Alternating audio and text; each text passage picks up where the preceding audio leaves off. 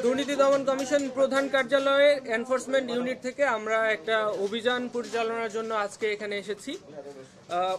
অভিযোগটির মূল বিষয় ছিল বাংলাদেশ ক্রিকেট বোর্ডে বিভিন্ন ক্রিকেট লিগের বাছাই প্রক্রিয়ায় দুর্নীতির মাধ্যমে অবৈধ অর্থ অর্জন সহ নানাবিধ দুর্নীতি এবং অনিয়মের অভিযোগের প্রেক্ষিতে আজকের মূলত এই এনফোর্সমেন্ট অভিযানটি। এখানে আমাদের কাছে সুনির্দিষ্ট কিছু অভিযোগ ছিল, তার মধ্যে আছে থার্ড ডিভিশন কোয়ালিফাইং এর ব্যাপারে। 2023 সালে টিম সিলেকশন সহ বিগত বছরগুলোতে টিম সিলেকশন কিভাবে হয়েছে আমরা এখানে এসে দেখেছি যে আগে টিম সিলেকশন বা তাদের আবেদনের জন্য ফি নির্ধারণ ছিল 5 লক্ষ টাকা।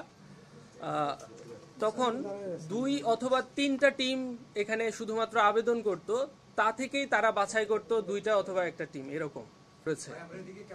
এখন আমাদের কথা হলো যে কেন আগের বছরগুলোতে 2টা বা 3টা টিম অ্যাপ্লাই করত ক্লাব কোয়ালিফাইং এর জন্য, আর এখন কেন একসাথে 60টা টিম অ্যাপ্লাই করেছে। এটা হয়তোবা কিছু কারণ আছে, আমরা ডকুমেন্টস কালেক্ট করেছি যে এখানে ব্যক্তিগত কোনো প্রভাব ছিল কিনা বা হয়তোবা থাকতে পারে বোর্ডের কোনো প্রভাব ছিল কিনা এই থার্ড ডিভিশন কোয়ালিফাইং এর যেই সিলেকশন প্রক্রিয়ায়। এবং বেশ কিছু ক্রাইটেরিয়া ছিল যেগুলো আসলে পাড়া মহল্লার যেই ক্লাবগুলো আছে তাদের পক্ষে এগুলো মিট আপ করা সম্ভবও ছিল না। এই জিনিসগুলো আমরা একটু যাচাই বাছাই করে দেখব। আরেকটা ব্যাপার আছে যে টিকিট সেলিং এর ব্যাপারে আমরা এখানে দেখেছি বিপিএল এর 3rd আসর থেকে 10ম আসর পর্যন্ত টিকিট সেলিং এর যেই আয়টা, আপনারা জানেন যে বিসিবির অন্যান্য আয়ের একটা পার্ট হচ্ছে টিকিট সেলিং থেকে আয় আসে। সেই আয়ে দেখা গেছে যে গত 8 বছরে 3য় থেকে 10ম আসর পর্যন্ত 15 কোটি টাকা আয় দেখানো হয়েছে। কিন্তু বিসিবি যখন নিজেরা দায়িত্ব নিল যে আমরাই টিকিট সেল করব, তখন 11তম আসরে আয় দেখানো হয়েছে প্রায় 13 কোটি টাকা, যেখানে 8 বছরে 15 কোটি টাকা, 1 বছরেই 13 কোটি টাকা। এখানে হয়তোবা অ্যানোমালি কি থাকতে পারে সেটা আমরা রেকর্ডপত্র সংগ্রহ করছি, সেগুলো রেকর্ডপত্র পর্যালোচনা করে আমরা দেখব যে আসলে এটার প্রকৃত কারণটা কি। তাছাড়া মুজিব 100 একটা প্রোগ্রাম ছিল, সেখানে ব্যয় দেখানো হয়েছে, সেই ব্যয়গুলোতে কিছু অ্যানোমালি আছে। অভিযোগ সম্পর্কে রেকর্ডপত্র সংগ্রহ করা হয়েছে, সেগুলো আমরা যাচাই বাছাই করে আমরা আমাদের এনফোর্সমেন্ট ইউনিটে প্রতিবেদন দাখিল করব। সেই অনুযায়ী কমিশন সিদ্ধান্ত নেবে আসলে পরবর্তী পদক্ষেপ কি হবে। ধন্যবাদ সবাইকে। আপনাদের যদি কোনো প্রশ্ন থাকে আমরা কি একটু প্রশ্ন করতে পারবো? একটু আমাদের জানার ছিল যে আপনারা কি নির্দিষ্ট কোনো অভিযোগের ভিত্তিতে আজকে এই অনুসন্ধানে এসেছেন, নাকি জাস্ট আপনাদের রুটিন ওয়ার্ক বা এরকম কোনো কিছুর জন্য? না, আমাদের দুর্নীতি দমন কমিশনে প্রত্যেকটা অভিযান সুনির্দিষ্ট অভিযোগের পরিপ্রেক্ষিতেই হয়ে থাকে। আমরা বিভিন্ন মিডিয়া, প্রিন্ট মিডিয়া থেকে, বিভিন্ন মিডিয়া থেকে আমরা মূলত অভিযোগ পেয়ে থাকি। সেই অভিযোগগুলো যাচাই বাছাই করার জন্য আমাদের একটা কমিটি আছে। যাচাই বাছাই কমিটি থেকে অনুমোদন দিলেই শুধুমাত্র আমরা এনফোর্সমেন্ট অভিযানে আসতে পারি। আমরা নিজেরা এনফোর্সমেন্ট অভিযানে আসতে পারি না, কমিশন থেকে নির্দেশিত হয়ে তারপর আমরা অভিযানে আসি। এবং এখানেও সুনির্দিষ্ট কিছু অভিযোগ আছে, সেগুলোর পরিপ্রেক্ষিতে আমরা এখানে এসেছি, রেকর্ডপত্র সংগ্রহ করছি, সেগুলো যাচাই বাছাই করা হবে। স্পেসিফিকভাবে কোন কোন ডিপার্টমেন্ট পর্যন্ত আপনারা কি কি নথি চেয়েছেন এবং কোন কোন নথি পেয়েছেন এবং বিসিবি পক্ষ থেকে এভাবে সহায়তা করা হচ্ছে কিনা? হ্যাঁ, ওনাদের কাছ থেকে আমরা সহায়তা পাচ্ছি। এখানে সিইও আছেন।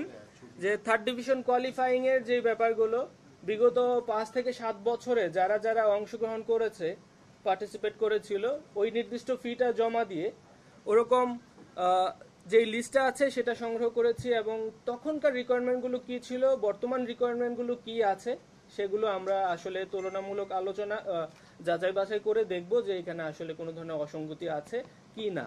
আসলে বোঝা যাচ্ছে, আপনারা খেয়াল করে দেখতে পারবেন যে বিগত বছরগুলোতে 2 থেকে 3টা অথবা 4টা টিম অংশগ্রহণ করত, আর এবছর 1 লক্ষ টাকা ফি করে দেওয়াতে 60টা দল অংশগ্রহণ করেছে। তাহলে বোঝা যাচ্ছে যে আগে হয়তো বা অংশগ্রহণ করার এরকম স্বাধীনতা ছিল না, বা কোনো একটা প্রেশার ছিল যেটার জন্য তারা অংশগ্রহণ করতে পারে নাই। এটা কি আসলে সেটা আমরা এখনো জানি না।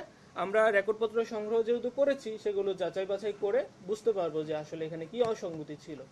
আমরা স্পেসিফিক যদি বলি যে তিনটা বিষয়, থার্ড ডিভিশনের কথা বললাম, আর একটা বিকেলের টিকিট করা, একটা মজুরি টুর্নামেন্ট।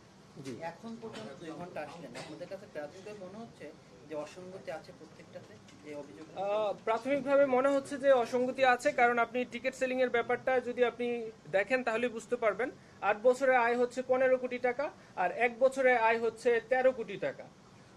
এবং সেটা কেন হলো যে আগে আমরা এখান থেকে যে তথ্য পেলাম যে আগে নির্দিষ্ট একটা অ্যামাউন্ট নিয়ে একটা এগ্রিমেন্ট করা হতো, বিভিন্ন কোম্পানির সাথে চুক্তি হতো, ওই এগ্রিমেন্ট অনুযায়ী তারা টিকিট সেল করতো এবং হয়তোবা নির্দিষ্ট একটা অ্যামাউন্ট বিসিবিকে দিত, যেটা তাদের আয় হিসেবে গণ্য হতো। কিন্তু বিসিবি লাস্ট 3-4টা আসর নিজেরাই হচ্ছে টিকিট সেল করছে এবং আমরা 11তম আসরে দেখলাম যে 13 কোটি টাকা আয় হয়েছে। 8 বছরে যেখানে 15 কোটি, 1 বছরেই 13 কোটি।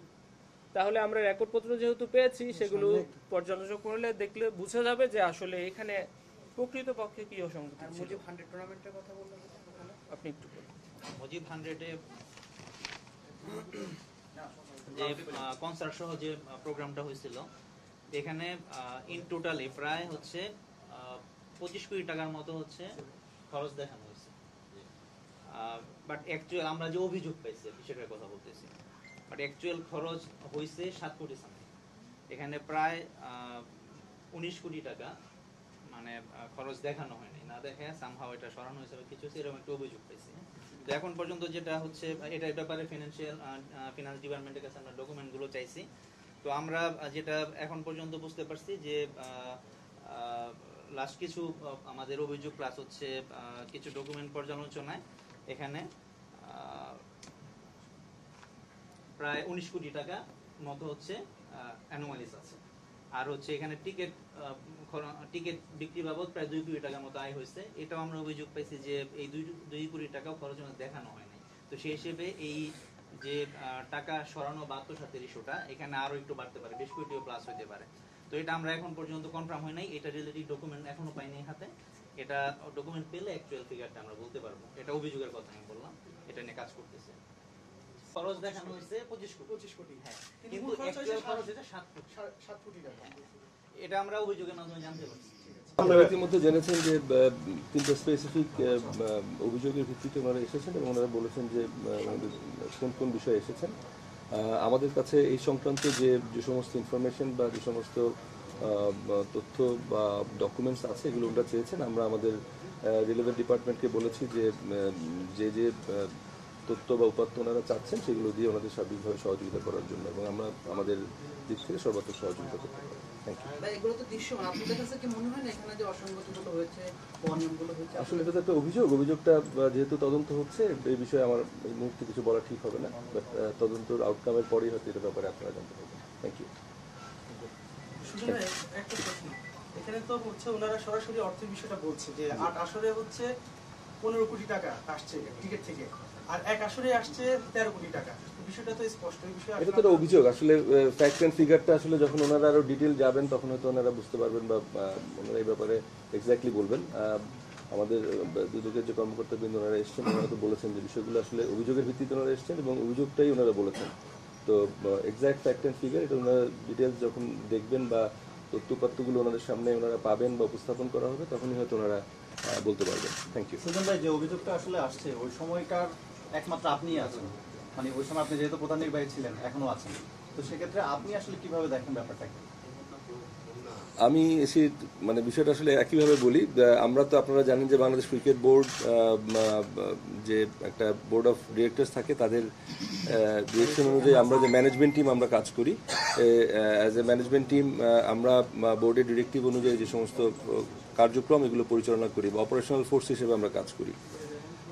সেক্ষেত্রে আমাদের কাজ হচ্ছে যে বিভিন্ন সময় বোর্ডের ডিরেকশন অনুযায়ী কাজগুলো এক্সিকিউট করা। অ্যাট দ্য সেম টাইম যেমন দুদকের সম্মানিত কর্মকর্তারা এসছেন, ওনাদের রিকোয়ারমেন্টস অনুযায়ী আমরা আমাদের প্রয়োজনীয় তথ্যপত্র সংগ্রহ করবো। এটাই হচ্ছে আমাদের at this point of time exact requirements বলে আমি মনে করি। Thank you.